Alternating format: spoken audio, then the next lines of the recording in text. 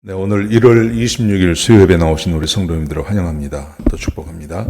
말씀 나누기 전에 우리 공동기도 제목으로 기도하는 시간 갖도록 하겠습니다. 기도하시겠습니다. 홍석과 집사의 암을 치료해 주십시오. 배옥진 집사의 뇌졸중을 치료해 주십시오. 언어가 회복되고 오른쪽 팔다리에 힘이 생겨나도록 해 주십시오.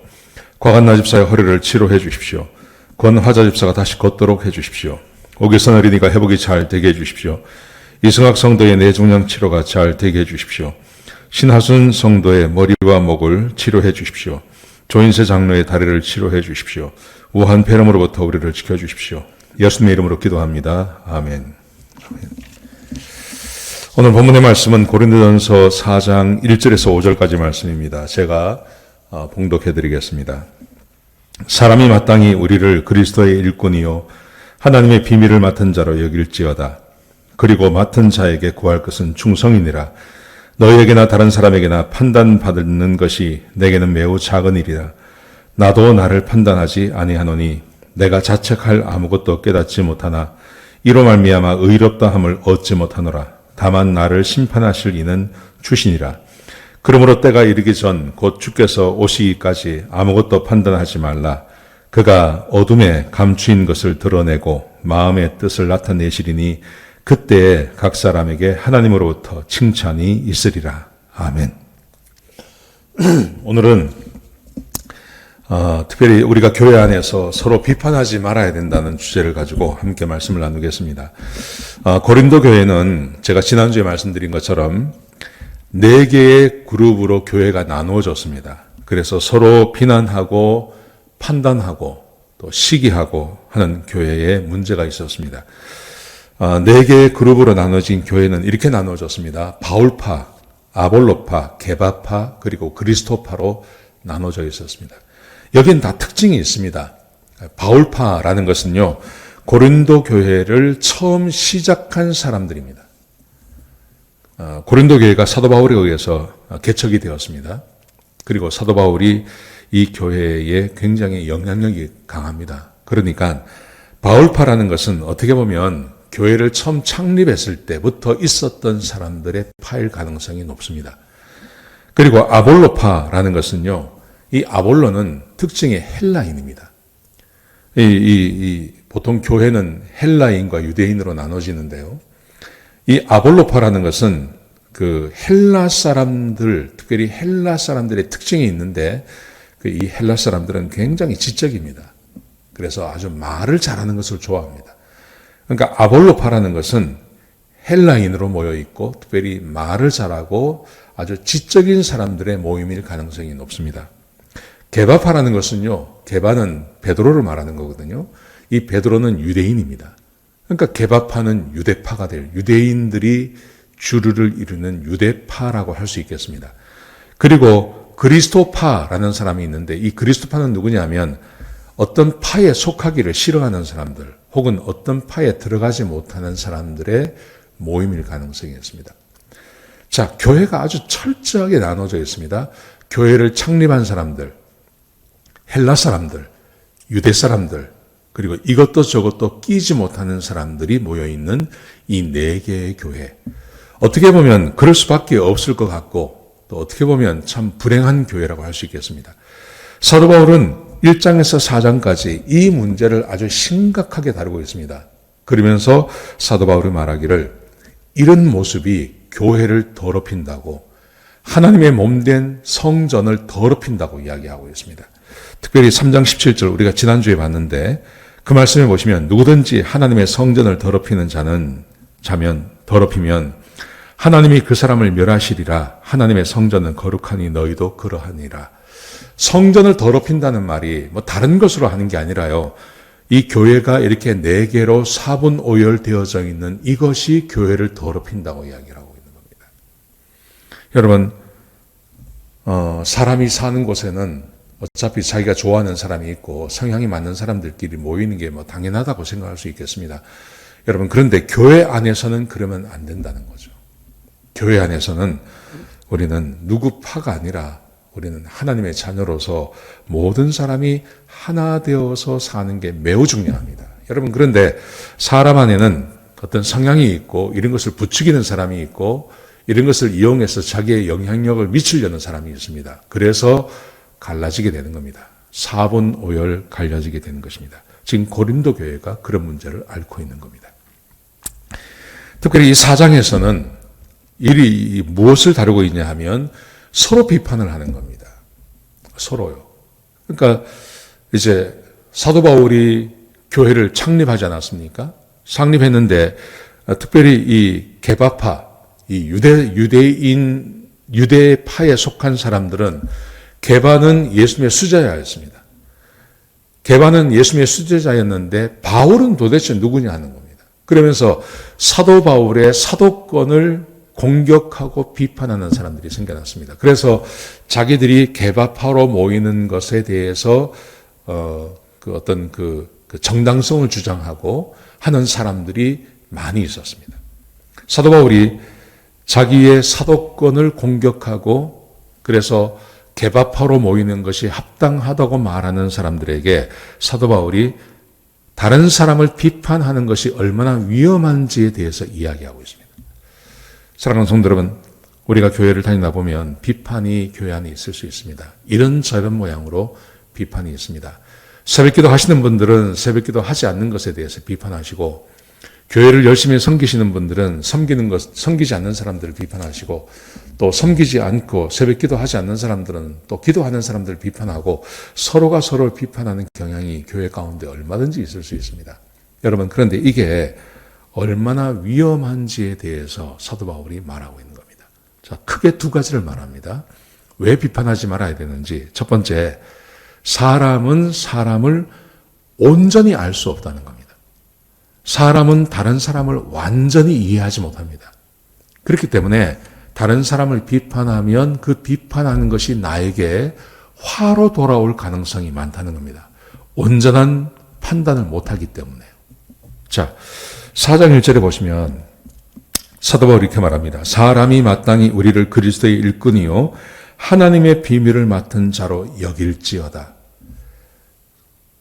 교인들은 사도 바울을 하나님의 일꾼으로 또 하나님의 비밀을 맡은 자로 여겨야 한다는 것입니다. 자, 그런데 교회는 어떤 일이 있냐 하면요. 봐보세요. 4장 5절에 보시면 그러므로 때가 이르기 전 곧 주께서 오시기 전까지 아무것도 판단하지 말라.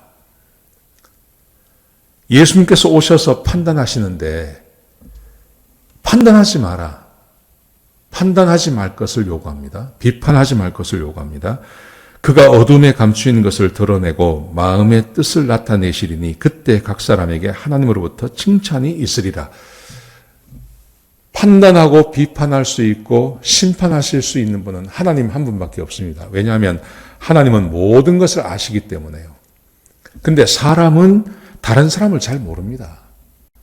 다른 사람을 잘 모르는데 내가 알고 있는 몇 가지, 눈에 띄는 몇 가지를 가지고 다른 성도나 사람이나 사역자를 비판하기 시작하면 그 비판이 결국은 나에게 화로 돌아올 가능성이 높다는 것입니다. 사람은 사람을 잘 모릅니다. 그래서 사도 바울이 지금 그렇게 말하는 겁니다. 판단하는 것은 주님만이 하실 수 있다. 근데 그게 언제냐면 예수님께서 재림하실 때다. 그러니 교회 안에서는 다른 사람에 대해서 판단하거나 비판하는 일을 해서는 안 된다는 겁니다. 왜 그러냐? 그 설명을 하죠. 오직 예수님께서만 모든 것을 완벽하게 아시는 분입니다. 완벽하게 아시는 분만 다른 사람에 대해서 판단할 수 있고 심판할 수 있지 사람은 사람을 잘 모른다는 겁니다. 그래서 비판하지 말 것을 우리에게 요구하고 있습니다. 이런 이야기가 있어요. 소음공예라고 하는 오정희 씨가 쓴 단편 소설이 있습니다. 그 소설이 무슨 내용이냐 하면 어떤 주인공이 있는데 이 사람은 어떤 일을 하냐면 밖에 나가서 그 정신지체 아들을 돕는 일을 하고 있어요. 그래서 이제 정부로부터 돈을 좀 받고 그 일을 하는 겁니다. 근데 이분이 이제 하루 종일 나가서 정신지체아를 돕는다는 게 그게 얼마나 힘들고 어렵습니까? 집에 돌아오면 좀 조용히 있고 싶은 거예요. 모든 사람이 다 마찬가지죠. 그 음악을 좀 듣고 커피를 한 잔 마시고 좀 조용히 지내고 싶은 게 집에 들어오는 모든 사람들의 어떤 소망 아니겠습니까? 그런데 얼마 전에 자기 위층에, 아파트의 위층에 새로 이사를 왔어요. 새로 이사를 왔는데 계속해서 소음이 들리는 거예요. 뭔가 이렇게 위 바닥을 끌고 다니는 것 같은 그런 소음이 계속 들리는 거예요. 이제 신경이 쓰이는 겁니다. 저녁에 좀 조용히 쉬고 싶은데 뭔가 자꾸 이렇게 물건을 끌고 계속 왔다 갔다 하는 그런 소음이 들려서 이 신경이 쓰였습니다. 그래서 이분이 참다 이제 실내 슬리퍼, 아주 쿠션이 좋은, 걸어 다녀도 소리가 나지 않는 그런 슬리퍼를 하나 구해가지고 위층으로 올라간 겁니다. 그걸 주려고요. 주면서 좀 조용히 해달라고 부탁을 드리려고 이제 위층에 올라갔습니다. 배를 눌렀습니다. 근데 금방 안 나와요. 안에 사람이 있는데 한참이 걸려서 사람이 나오는 거예요. 그리고 문을 아주 힘겹게 열었습니다. 열었는데 보니까 그지에 새로 이사를 오신 분이 휠체어 타시는 분이에요. 그러니까 뭔가 물건을 끌고 다니는 거, 그게 뭐냐면 휠체어였던 거예요, 휠체어. 그러니까 밑에서 올라왔다고 하니까 그 새로 이사 오신 분이 금방 눈치를 채죠. 그리고 이렇게 말을 하더랍니다. 미안하다고, 죄송한데 소리가 나지 않는 휠체어, 지금 휠체어 바퀴를 지금 주문을 했는데 그게 아직 오지를 않았습니다. 그래서 지금 소리가 좀 날 겁니다. 좀 미안하다고 그러는 거예요. 이분이 슬리퍼를 가지고 올라갔다가 슬리퍼를 못 주고 그냥 가지고 내려온 거죠. 사람은 다른 사람의 사정을 그렇게 모르는 거예요. 하물며 바로 위층에 소리가 나는 것도 우리가 잘 모릅니다. 여러분, 그런데 우리가 다른 사람에 대해서 어떻게 알 수 있겠습니까? 사람은 얼마든지 다른 사람을 속일 수 있습니다. 그리고 그 속은 것에 우리가 넘어갈 수 있습니다. 성경을 보십시오. 가룟 유다를 보십시오. 가룟 유다는 3년 동안 제자들과 함께 예수님의 제자로 살았지만 이 가룟 유다는 예수님을 믿은 적이 단 한 번도 없습니다. 그런데 다른 제자들은 이걸 몰라요. 아시는 분은 예수님 한 분밖에 없었습니다. 다른 제자들은 이 가룟 유다에 대해서 추워도 이 가룟 유다가 예수님을 팔 거라고는 상상도 하지 못했습니다.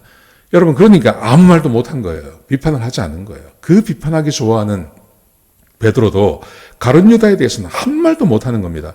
왜냐하면 가룟 유다가 아주 완벽하게 자기를 속였거든요. 사람은 다른 사람을 잘 모릅니다.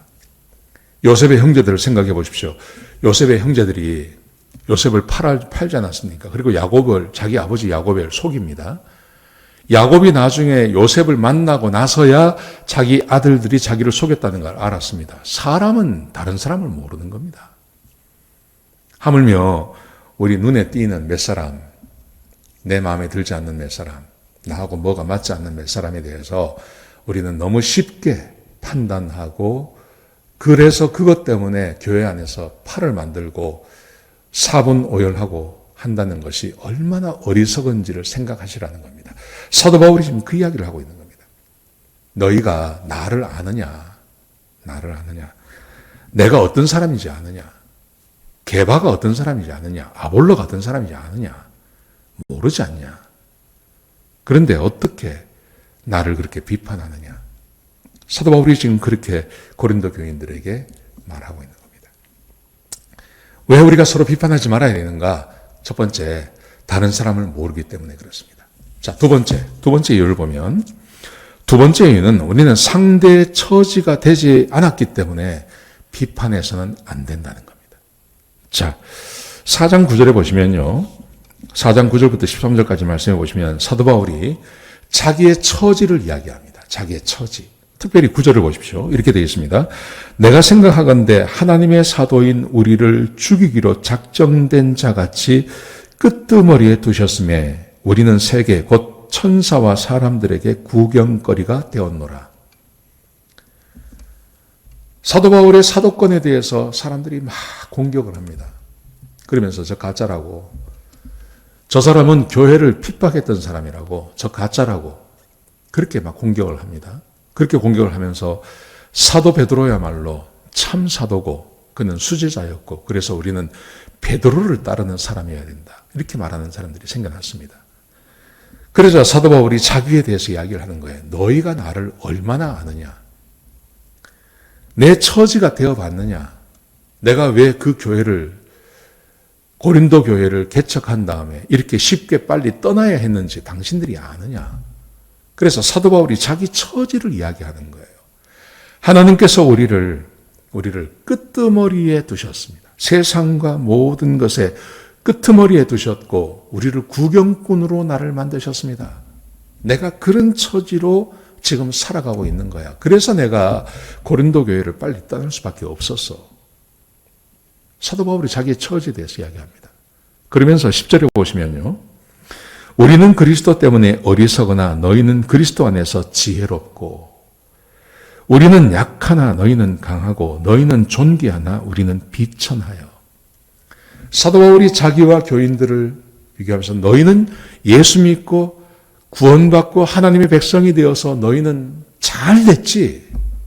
너희는 잘 됐어. 너희는 복을 받았어. 그런데 나는 반대야, 반대. 나는 예수님을 믿고 예수님의 제자가 되고 사도가 되면서부터 나는 비천하게 되었고 어리석은 자가 되었고 그리고 우리는 약한 존재가 되었어. 실제로 그렇지 않습니까? 실제로 하나님으로부터 원수되었고 하나님의 백성이 아니었던 제자들은 다른 일반 교인들은요. 예수님을 믿음으로 얼마나 강해졌습니까? 얼마나 하나님의 복을 받았습니까? 여러분 그런데 하나님께서 사도 바울을 특별하게 부르셨어요. 특별히 부르셔서 이방인을 구원하는 일에 글을 쓰기 시작하셨습니다. 그러면서부터 사도 바울의 인생은 정말 비천하게 되고 힘들고 어렵게 되었죠. 그래서 사도 바울이 고린도 교회를 자주 못 찾아가는 겁니다. 떠나 있는 겁니다. 그런데 그것을 이 사람들은 이해를 못하는 겁니다. 사도 바울의 그 처지가 되어보지 않은 겁니다. 그러면서 자기의 처지를 가지고 이야기를 하는 겁니다. 사도 바울이 떠날 수밖에 없었고 이 고린도 교회에 함께 할 수 없었던 이유를 모르고 저는 가짜라고, 저 돈 때문에 저는 거라고, 저 돈을 벌려고 저 사람이 저렇게 하는 거라고 그렇게 사도 바울이 말하는 거죠. 사도 바울이 고린도 후서 11장에 보면 자기의 처지에 대해서 말하죠. 그가 이렇게 말합니다. 나는 40에 하나 감한 매를 5번 받았고 3번 태장으로 맞고 1번 돌에 맞고 3번 파손되고 일주일을 바다의 깊음 가운데 지냈고 강의 위험과 강도의 위험과 동족의 위험과 이방인의 위험과 시내의 위험과 강도의 위험과 바다의 위험과 거짓 형제 중의 위험과 수고하고 애쓰고 자지 못하고 굶주리고 목마르고 굶고 춥고 헐벗었노라. 사도 바울은 모든 그리스도인이 그렇다는 게 아닙니다. 지금 고린도 교인들은 예수 믿고 구원받아서 복을 받았습니다. 그런데 사도 바울은 그게 아니죠. 하나님께서 이방인에 전도하기 위해서 특별히 그를 부르셨기 때문에 하나님의 말씀에 순종하느라고 이런 고난을 당하고 있는 겁니다. 지금. 그런데 이 고난을 당하는 것 때문에 복음을 전하다가 감옥에 들어가 있는 것 때문에 그것 때문에 이 고린도 교인들은 사도 바울이 가짜라고 저 사도가 아니라고 이렇게 말을 하고 있는 겁니다. 그래서 사도 바울이 자기의 처지에 대해서 이야기하는 거예요. 내 처지가 어떤지 아느냐. 나는 복음 때문에, 이걸 좀 리얼하게 이야기하면요. 너희는 복음 때문에 복을 받았다면 나는 복음 때문에 인생이 망친 사람이다. 그렇게 말합니다. 근데 그래도 이 일을 감당하고 있는 이유는 하나님께서 이 일을 위해서 나를 부르셨기 때문에 내가 이 일을 하고 있는 겁니다.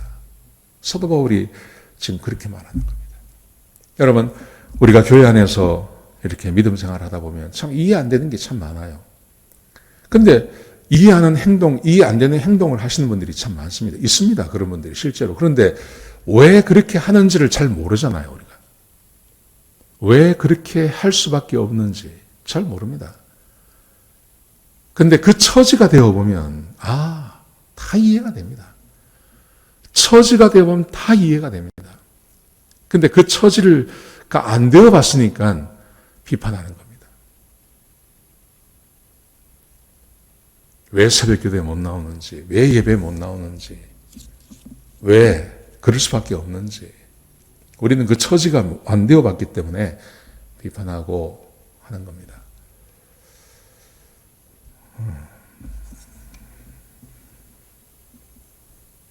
사도 바울이 이 고린도 교회를 향해서 비판하지 마라.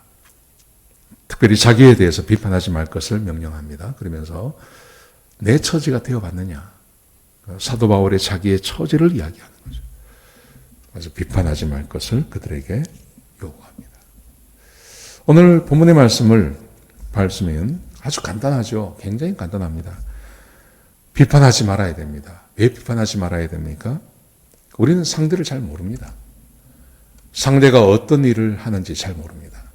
그리고 우리는 상대의 처지도 모릅니다. 그런데 사람들은 그냥 눈에 보이는 어떤 현상만 가지고 비판을 하는 거죠. 안다고 해도 얼마나 알겠습니까? 잘 모르죠. 그런데 사람들은 비판을 너무 쉽게 하는데 판단하고 비판할 수 있는 분은 하나님 한 분밖에 없습니다. 여러분, 그래서 산상수훈에서도 비판하지 마라. 비판하지 마라. 너네 눈에 있는 들보를 뺀 후에야 다른 사람의 티끌을 제할 수 있다. 우리 눈에 있는 이 들보를 언제 뺍니까? 우리가 주님 앞에 가서야 빼죠. 살아있는 동안은 이게 안 빠집니다. 그래서 우리는 다른 사람에 대해서 비판하거나 판단하지 말아야 됩니다. 그렇게 살아가는 것, 그게 교회를 깨끗하게 하는 것입니다. 교회를 더럽히는 것, 여러분 우리 교회 안에서 교회를 더럽히는 것, 교인들이 무슨 큰 죄를 짓습니까? 큰 죄 짓지 않습니다. 세상 사람들에 비해서 정말 깨끗하게 삽니다. 그런데 우리 안에 우리도 모르게 짓는 죄, 내가 진리 안에 있고 내가 하나님을 사랑하고 내가 하나님 말씀대로 살기 때문에 나도 모르게 짓는 죄가 있습니다. 그게 다른 사람을 판단하는 것입니다. 비판하는 것입니다. 이거 조심하셔야 됩니다. 우리는 다른 사람을 잘 모르고 그리고 다른 사람들이 어떤 처지에 있는지도 잘 모릅니다. 그렇기 때문에 다른 사람을 비판하고 하는 것은 그만두는 게 맞다는 거죠. 그게 교회를 깨끗하게 하는 것이고 그게 교회를 잘 세워가는 것입니다. 사랑하시는 성도 여러분, 오늘 본문의 말씀을 잘 기억하셔서 다른 사람을 비판하지 않고 교회 안에서 판단하지 않는 그런 깨끗한 교회가 되시기를 주의 이름으로 축복합니다. 기도하시겠습니다. 아버지 하나님, 귀한 말씀 주셔서 감사합니다. 하나님께서 하지 말라고 비판하지 말라고 하셨습니다. 비판하지 않게 해주시옵소서. 그래서 교회가 깨끗하게 세워질 수 있도록 은혜를 베풀어 주옵소서. 주님 감사합니다. 예수님의 귀하신 이름으로 기도드렸습니다. 아멘.